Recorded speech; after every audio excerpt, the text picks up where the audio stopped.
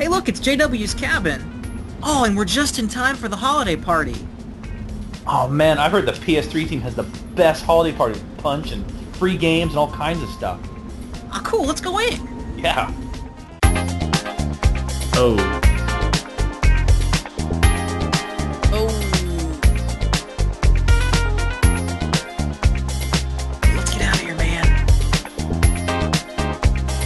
Oh man. Yeah, let's go. Oh man, that was not nearly as fun as I thought it was going to be. Yeah, but I'm a little worried. Do you think they'll notice we left? Ah, nah, I'm sure they won't. Oh, hey, I have an idea. Let's go play Gran Turismo instead. Are you serious? We just finished playing that for 5 hours. Yeah, but here, I have the replay so you. Okay, yeah, it's just this way. It's just this way. Come on, just a little farther. I don't know, man. This doesn't seem like the right way. Yeah, it is. No, it's just over there. You don't remember coming this way on the way over here? No way, that's a frozen lake. We did not cross over a frozen lake on our way here. Oh, that didn't sound good. Ow! Oh, cool! It's an ice cave. Look at this place. Ice cave? You're excited about being in an ice cave? Taffey, Yeah. we're stuck down here. We're not going to be able to get out of here. It's cold. It's freezing down here. It's fine. It's okay. I mean, this is kind of cool. Who gets to spend time in an ice cave?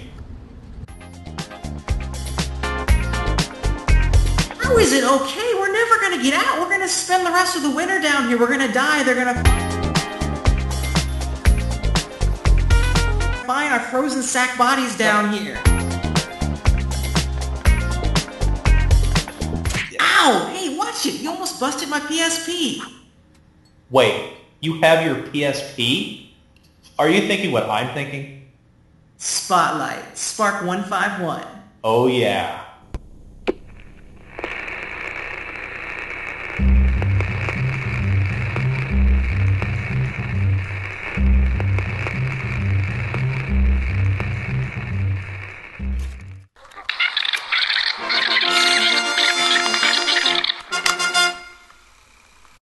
This is Amazing Flying Poo, And this is Taffey. and this is our creator spotlight for Spark151. This first level we're going to look at is Solid Journey from Spark's Journey series, and this Journey series for Spark were the first levels where I really started getting excited about the levels he was making, because he mixed up a bunch of different gameplay styles, and as you can already see with that piece moving back and forth, which could kind of see invisible things, and how you're shooting stuff. He kind of mixed up mini games, which I actually thought felt kind of like your right stuffing and your levels, Taffey, and mixed it in with platforming. It was a great mix for him. Yeah, there's a lot of different things going on, all very good. You can see this puzzle element here is really, really clever puzzle platforming he's got in here. To me, these are you can really see the influence from his Metroid series, which were some of his early levels. Mm-hmm. All the different environments, all the different areas and different things that you need to do in these different planets and atmospheres. Yeah, but if you play those Metroid levels, they have a good element where it's exploration, but they're very empty. And the only thing that really stands out visually in those levels are the character models, which are amazing. But in this level, he really he makes everything look very good. I mean, there's not a point in the level where I felt like anything was empty, which I mean, it's in stark contrast to the way the Metroid levels felt. So I agree that it has that same feel, and I think he might have even said that. I mean, this was kind of like inspired by those levels that he made, but I mean, these are so much better. Yeah, well, they are definitely inspired. They have the same doors, the Metroid style, the two-sided doors, which is my favorite part of the other levels as well. In addition to the corner editing. And really, what he did in making this is he really got into more aesthetics aside from just the corner editing. Mm-hmm. So this section we're looking at here, this is probably my favorite section of anything that he's built, of anything, and this is the lava chase section. And as you're going to see me die a whole bunch of times here because I'm just not very good at it. Well, this part was really tough. It's not all because you suck. Well, that's good to know because I have never aced it, and I've tried a bunch of times. But I actually think I tried this one a few times too. I mean, this is really well made. His timing was excellent for making it very challenging, but not impossible. Well, yeah, and you play it and you say, "Oh no, this is going to be the worst ever." But with that rising checkpoint, it's very, very playable. It's not frustrating at all, and you want to start it again and try to ace it the next time. It's just really well tuned. Everything in that level is. You can tell he did an excellent job testing it himself and not just getting really good at it.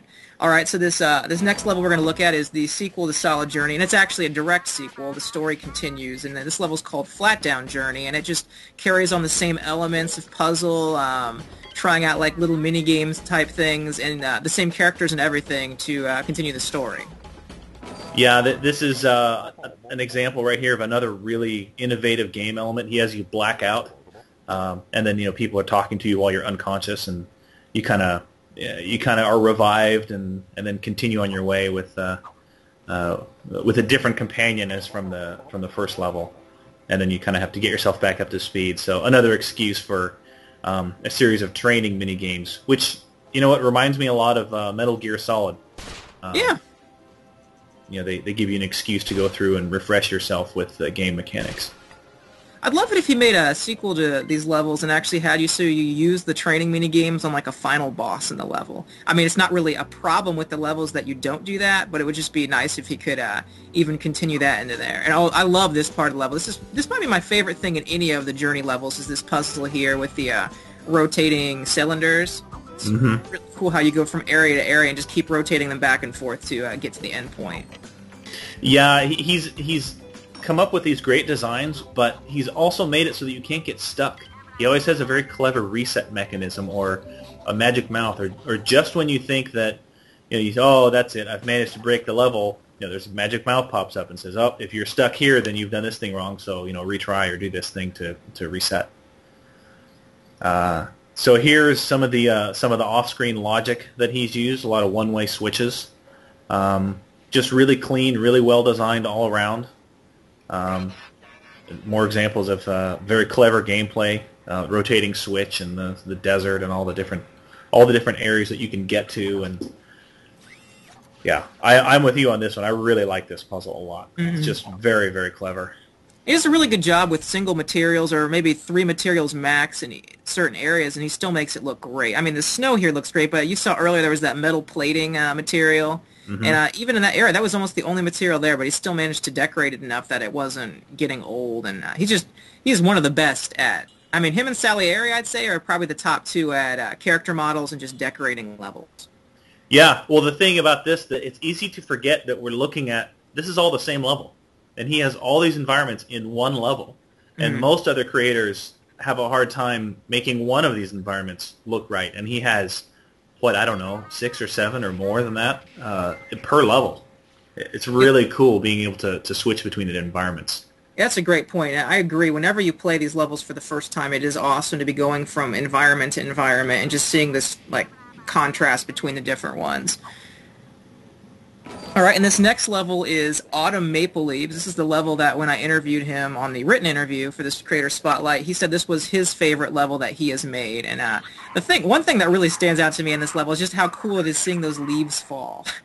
Yeah, that's I'm very fascinated by that. It's just sort of fun to sit there and watch the leaves fall, and just the environment he's set up and the color palette he's chosen, and it's just so different than everything else. Although here's a little throwback to some of his Journey series, a little techno stuff in here. And it's fun seeing the character models in this level. Like the Journey series had the space guys, no faces, but I love the characters in this level, from that lounging guy to that short guy by the crane and that Pumpkinhead guy. It's just really fun to see all the characters he comes with and how he manages to kind of mix them into the theme, and just everything flows together really well. Yeah, he had me wear this costume as I was recording the video for this, so that I matched his Pumpkinhead character, which I thought was very clever. I think he might have actually started with the costume and then made the character from that, which is perhaps even more impressive. And here's this little off to the side dungeon of this level, which is really, really cool. You're playing through the level, and then all of a sudden, surprise! There's a platforming dungeon. Just really, really nifty.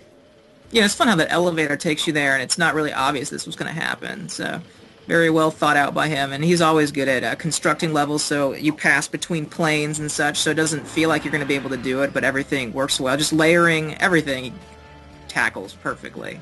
Yeah, he does a good job, and he does a good job of killing me too.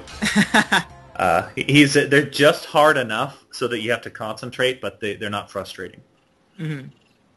So here's a lot more of the off-screen logic stuff, which I was excited to play around with, particularly on this level, because there's a lot of different things that he did, like the pistons here, the way they move in sequence. He's tweaked them all to work, out of phase in the way that they do, and that took a lot of TLC to get that just right.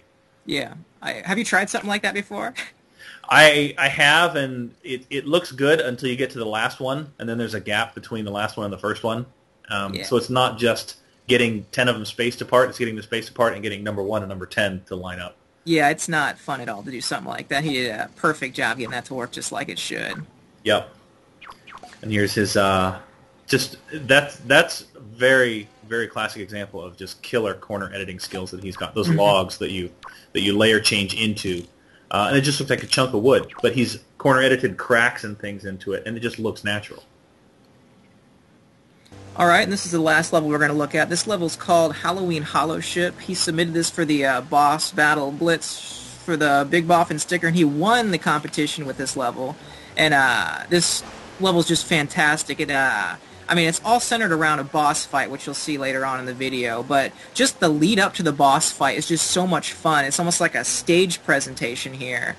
And then as you go, you get a little mini boss fight and then the full-fledged boss fight. And it's really well set up for a boss level. Yeah, that's exactly what I was going to say. It's just like feels very much to me like the spirit of Media Molecule. It's the puppet show, right? Everything is taking place in a box, and there's stuff, the backgrounds are changing, and you're in them, and they're telling a story. And I think this is him experimenting not just with gameplay and environments, but changing environments and really telling a story and really drawing you in. And it's awesome how on that part right there, you just saw where the skeleton came up. You actually ended up platforming across the stage to go out on the left side, just the way he integrated all that. Like, the whole show you were watching, you kind of go into it to get out of it. So he really thought that out well. I enjoyed it a lot. Yeah, I enjoyed seeing the skeleton that was pretty much out of R.I.P. Sack. Alright, and here's the actual boss fight you do. You can see you use this gun to shoot the eye and then attack different parts of the boss. And considering how great the level looked and had the build-up, this was just the icing on the cake to get a boss fight that was actually a lot of fun and had different stages. So that just about wraps up our Creator Spotlight. You can see Spark151. I'd say, to me, he stands out most as a creator who does incredible scenery as well as character models, but his gameplay is also top-notch, so always love seeing a level by him. Yep, definitely go out and check his stuff out. We really had a fun time playing it. Alright, so this is Amazing Flying Poo signing out on this Creator Spotlight. And this is Taffey, and we'll see you next time. Oh, man. I think your PSP just ran out of battery. Maybe we should have used it to call for help. Huh. Yeah. Do you think there's a power outlet in here somewhere? Ugh. Oh. Oh, let's get out of here, man. Oh, man. Oh. Oh, let's get out of here, man. Oh, man. Oh. Oh, let's get out of here, man. Oh, man. Oh.